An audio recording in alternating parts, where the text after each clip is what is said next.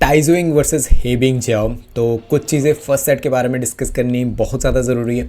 वो ये है कि टाइजुइंग एरर्स कर रही हैं। देखो, ये फर्स्ट सेट पूरा फिनिश हो तब तक आप भी अगर देखना, एरर से मेरा मतलब ये है कि आप मारना कहाँ चाहते हो, जा कहाँ रही है शटल, आप ड्रॉप मारना चाहते हो बट जा रही है नेट में, आप स्मैश मारना चाहते हो आप लाइन से बाहर जा रही है। ये सारे एरर्स है। फर्स्ट सेट फिनिश हो, अगर आपको इंटरेस्ट है पूरी मैच भाई रैलीज़ को एनालिसिस करना तो ही ये वीडियो देखो, बाकी बंद करके चले जाओ। तो वो चीज़ आप देख लो, कितने एरर्स फर्स्ट सेट में ताइजुइंग कर रही है और कितने एरर्स हे बिंगजियाओ कर रही है। मेजोरिटी के एरर्स फर्स्ट सेट में जो हो रहे हैं वो है टाइजुइंग की ओर से। उसका रीज़न क्या है, वो ट्राई ज़रूर कर रही हैं कि गेम प्ले को थोड़ा बहुत चेंज किया जाए। सेकंड चीज़, उनका एरर होने का सबसे बड़ा रीज़न जो मैंने बता दिया वो तो है ही। देन सेकंड चीज़ ये है कि वो एक बोलते हैं ना कि एक पोर्शन है, जैसे मैंने हर बार बोला है कि तुंजुंग है ना, उनका ओवरहेड शॉट है वो बहुत ज़्यादा टफ है, लोग वहाँ पे बहुत ज़्यादा टारगेट करते हैं। इनका जो हे बिंगजियाओ है, उनका फोरहैंड कॉर्नर यहाँ पे अगर देखो, उनका फोरहैंड मतलब वो लेफ्टी है, उनके फोरहैंड की बात कर रहा हूँ, वो वीक लगता है। टाइजुइंग खेलते देखो, उनके मेजोरिटी के शॉट्स देखोगे वो वहाँ पे खेलने की कोशिश करेगी उनके फोरहैंड पे, forehand and front, forehand and front.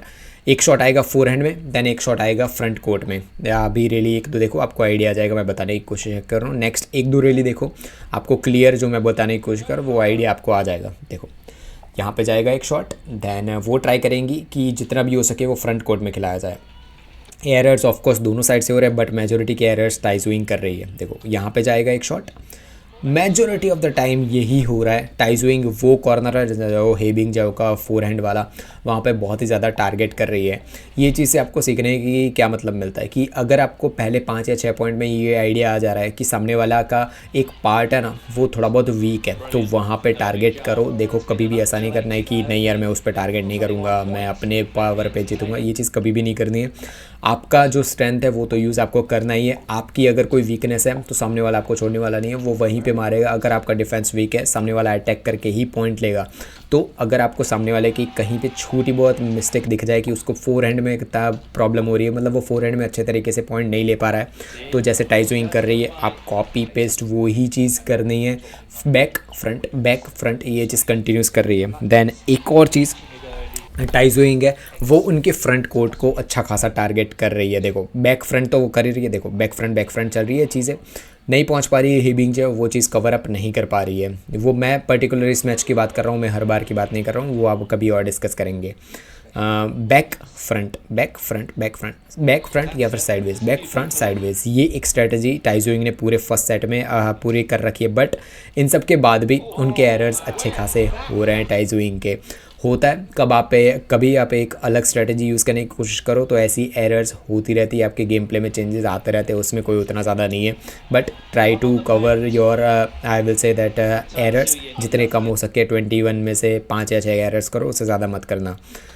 Hey Bingjiao वहीं पे अटक रही है, वो कवर अप नहीं कर पा रही है उस लेवल का। देखो ऑफकोर्स पॉइंट्स के बारे में डिस्कस नहीं कर रहा हूँ मैं, बट देखो यहाँ पे फोरहैंड ले गई पॉइंट, यही चीज़ कंटिन्यू चल रही है, यही चीज़ वो करे जा रही है। वैसे ही फर्स्ट सेट वो ले जाएंगी वैसे। और है बैक फ्रंट, ये एक स्ट्रेटजी थी, आप ट्राई कर सकते हो। अगर किसी का वो बोलता है ना कि फ्रंट कोर्ट या फिर बैक कोर्ट वीक है तो ऐसी स्ट्रेटजी आप यूज़ कर सकते हो। देन सेकंड सेट जो अभी आएगा इसके बाद, उसमें आपको कौन सी चीज़ें आपको खुद को ध्यान रखनी है मैं तो बताऊँगा ही ऑफकोर्स, बट आपको भी वो कवर अप देखते रहना है कि क्या होगा क्या नहीं।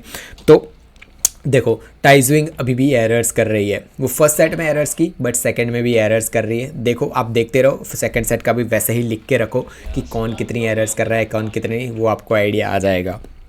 देन सेम चीज़, देखो फर्स्ट सेट तो वो जीत गई बट सेकंड सेट में पूरा अब हम डिस्कशन ही पूरा एरर्स पे करने वाले हैं, क्योंकि यहाँ पे बहुत ज़्यादा एरर्स टाइजुइंग करेगी। एक दो रिली देख लो, आपको आइडिया आ जाएगा मैं क्या बोल रहा हूँ। देखो स्ट्रेटजी तो वही है, एरर, ये एरर है ऑफकोर्स, नेट पे मारा है उन्होंने, एरर है। देखो अब नेक्स्ट आएगा आउट, एरर। देखो 2-3 और आएंगे पॉइंट्स, देखते हैं हम। फ्रंट बैक वो तो कंटिन्यू चलेगा ही। हे बिंगजियाओ के साथ वो स्ट्रेटजी तो टाइजुइंग यूज़ करने ही वाली है। एरर यही चीज़ है, आप मारने की कोशिश जिस शॉट को कर रहे हो वो शॉट अगर एक बार ना जाए समझ आता है, 2 बार ना जाए फिर भी समझ आता है, बार बार अगर ना जाए तो आप जानबूझ के फोर्स्ड एरर कर, कोई वो वर्ड होता है बैडमिंटन में अनफोर्स्ड एरर्स होते हैं, बट अगर 3 से 4 बार एक ही एक एरर कर रहे हो वो फोर्स्ड एरर में आ जाता है। हेबिंग जाओ बहुत बढ़िया तरीके से वो अटैक्स को वापस ले रही है, बट सेकंड सेट में एक चीज़ नोटिस करने वाली बात यह है कि 21 पॉइंट में से अगर टाइजुइंग ही 8-9 पॉइंट्स दे रही है हेबिंग जाओ को एरर्स करके, तो बोल सकते हैं कि कुछ लेने जैसा नहीं है वैसे कि हेबिंग जाओ ने कुछ गलत खेला या खेला है। बाकी के 11 पॉइंट तो उन्होंने पॉइंट लिया है ना, तो वो चीज़ बढ़िया है। बट स्टिल अगर आप 8 या 9 पॉइंट्स पूरे एक सेट में से आप गिनो, आप खुद गिनो, ये जजमेंट एरर है, ये टाइजुइंग का है, जजमेंट एरर है। आप देख रहे हो कि ये आउट जा रही है बट वो इन गिर जाए, ये एक जजमेंट एरर होती है। तो आपको ये सारी चीज़ें भी बेसिक पता होनी चाहिए। टाइजुइंग ने ये सेकंड सेट, मैं अभी बता दूं कि सेकंड सेट टाइजुइंग के चांसेस है कि वो सेकंड सेट हारेगी। क्यों हारेगी उसका रीज़न यही है, एरर्स बहुत ज़्यादा करी है उन्होंने ट्राई ज़रूर किया है कि कवर अप करे बट नहीं हो पा रही है उस लेवल का कवर अप। देखो हेबिंग जाओ का गेम प्ले यहाँ पे वो बोलते हैं ना कि जब एरर्स बहुत ज़्यादा हो जाए ना कि टाइजुइंग बहुत ज़्यादा एरर कर रही है, बट एक चीज़ उनकी सराहना करने जैसी वो ये है कि इतना एरर्स हो रही है, इतने शॉट्स बाहर जा रहे हैं कि कंट्रोल नहीं हो पा रहे हैं, स्टिल उनकी जो स्ट्रेटजी है ना, देखो यहाँ पे साइडवेज पीछे आगे, साइडवेज पीछे आगे, साइडवेज पीछे आगे, एक शॉट पीछे होगा, ड्रॉप, देखो परफेक्ट इन है, ये इन है, ये परफेक्ट है, पीछे फोरहैंड जहाँ पे वीक है हेबिंग जाओगा, लिया पॉइंट।